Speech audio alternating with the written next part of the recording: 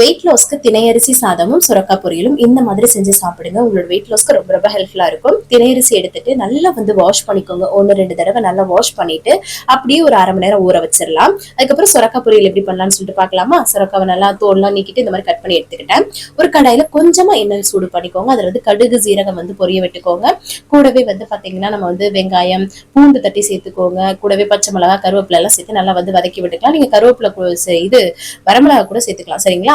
அது கூட வதக்கி விட்டுட்டு நம்ம சுரக்காவை சேர்த்துக்கிட்டு அதுக்கப்புறம் மஞ்சத்தூள் உப்பு போட்டு இதை நம்ம வேக வச்சு எடுத்துக்க போறோம்.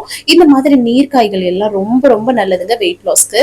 ஸோ இதுல இந்த தேங்காய் துருவல் இதெல்லாம் போடாதீங்க. அது ரொம்ப ஃபேட் லெவலை இன்க்ரீஸ் பண்ணிடும். ஸோ இந்த மாதிரி பொரிச்சு எடுத்துக்கிட்டோமா அதுக்கப்புறமா நம்ம ஊற வச்சிருந்த திணையரிசியை குக்கர்ல சேர்த்துட்டு அதுல 1க்கு 2 மடங்கு தண்ணி வச்சுக்கலாம். இன்னும் குறைவா வேணும்னா நீங்க 1/2 கிளாஸ் எக்ஸ்ட்ரா கூட வச்சுக்கலாம்.